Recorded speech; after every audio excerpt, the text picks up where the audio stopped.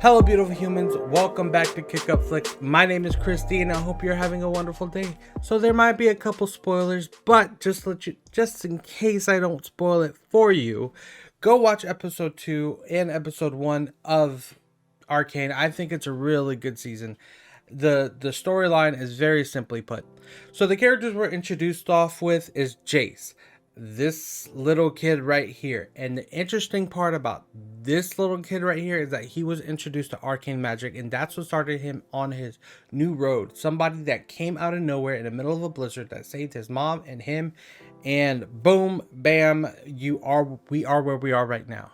The interesting part is, I don't know if you've caught on, a lot of the materials that he was getting that was considered illegal in Piltover was all from the Undercity. So he would travel to the Undercity and then come back. And that's how Echo found out where he lived, which that means Echo knows how to get from the Undercity to the main city without ever being seen, because he's a child and he knows his way around the dark corners, or every corner whatsoever. When all that fails, are starting to be introduced to people a little bit on the higher rank past Jayce, who seems to be a little bit too innocent in this episode, which I actually really do like. We are introduced to Professorheimendinger, who's 307 years old, also a scientist, but is also part of the council that is going to end up bringing Jayce to court. And he looks like, I love his character. He's fun, energetic, he's small. I'm not too sure what kind of animal he is, so let's go. I'm not too sure, really. Maybe I'm not too sure exactly what animal it is. But if you definitely do know, please let me know down below, because I can't really figure it out. Maybe I should go to League of Legends and look up his character and figure out what it is. But we're also introduced to Viktor. Viktor's not anybody important. He's pretty much an assistant, and I believe he's an assistant to the professor. And then we get introduced to Mel. Mel is the woman sitting right there in the middle, standing in the middle, that's kind of like looking back. She's a very important person. Now, the reason why she is an important person is because she is the richest in Piltover. So her family name is Medarda, and Medarda is, I guess, a very wealthy family, but she is the poorest in the Medarda family. She is looking for a new invention to bring her over the top and become the wealthiest, not only in Piltover, but the wealthiest in the family. And I'm not too sure exactly what that wealth represents in the family, or what kind of power that brings as well, or if she can, or what she can do with it anyways. Elora is her assistant that you find out. And this is exactly who I'm talking about, so you can get a better picture from the last one. So we are also introduced to Stammers, but Stammers is kind of like that filler royalty member that no one really takes serious, kind of like the spoiled brat of the kind, the one that I kind of picked up. And now we go back to the Undercity. We get to see Vi. She's a very good boxer. She's looking good, and I am very surprised. Another thing that caught me off guard is Powder. Not only is she good at fixing things, creating bombs that don't work yet, she is a great shooter. When she picked up that gun, though it was a training gun, and didn't miss a single time, I was like, oh no, for moving targets. I can't even do that in Call of Duty. I'll be honest with you. Whenever I'm trying to play Call of Duty, whenever I shoot, I just kind of do circles, and I find that very interesting.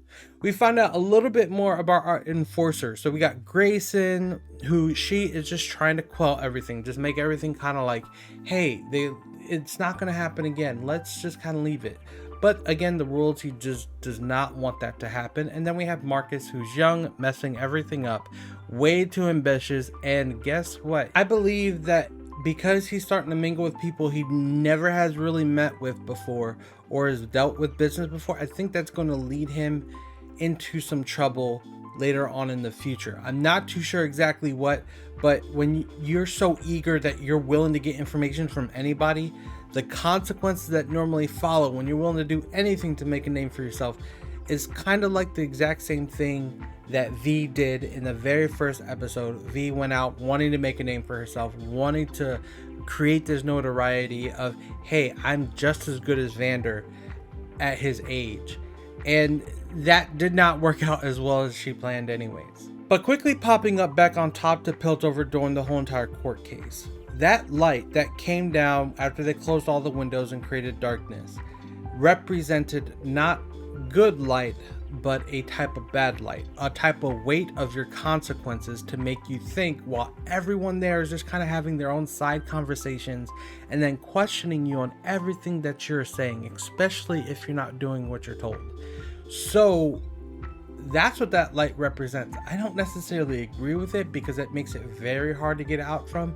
And then whenever punishment is delivered or the consequences are delivered, no matter how harsh they might be, well, you don't get to see their faces, but they get to see everything that they are saying, and that is a lot to take on in just in that episode. And I think they did a fantastic job with everything that they are doing. I am surprised at the very end that V is listening to Vander after this scene right here when they were on the bridge saying that fighting is not good. But I am even more surprised that she has taken the responsibility of sacrificing herself at the end of the episode, where it kind of just left me off thinking, I don't know exactly what's happening. And I really want to find out. And I can't wait to watch episode 3 because I need to find out. So if anything, if you want to watch more, comment down below on what you think.